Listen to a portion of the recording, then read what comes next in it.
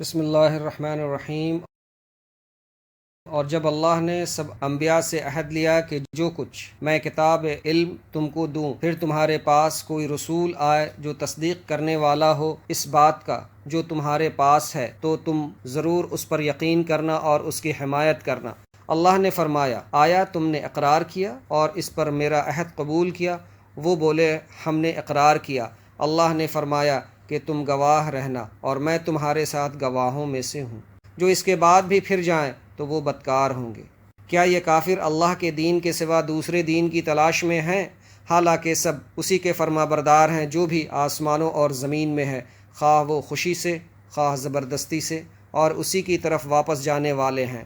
اس طرح کہو کہ ہم اللہ پر ایمان لائے اور جو کتاب ہم پر اتری اور جو صحیفے ابراہیم، اسماعیل، اسحاق، یعقوب اور ان کی اولاد پر اترے، اور جو کتابیں موسیٰ، عیسیٰ اور دوسرے انبیاء پر اتری ان کے رب کی طرف سے، ہم ان میں سے کسی نبی میں کوئی فرق نہیں کرتے اور ہم سب اسی کے فرما بردار ہیں۔ اور جو اسلام کے سوا کسی اور دین کا طالب ہوگا اس سے ہرگز قبول نہ کیا جائے گا اور وہ ہی آخرت میں نقصان اٹھانے والا ہوگا۔ اللہ کس طرح ان لوگوں کو ہدایت بخشے گا جو ایمان کے بعد کافر ہو جائیں اور بعد اس بات کے کہ گواہی دی کہ رسول برحق ہے، اور بعد اس کے کہ ان کو دلائل بھی مل گئے، اور اللہ بے انصافوں کو ہدایت نہیں دیا کرتا۔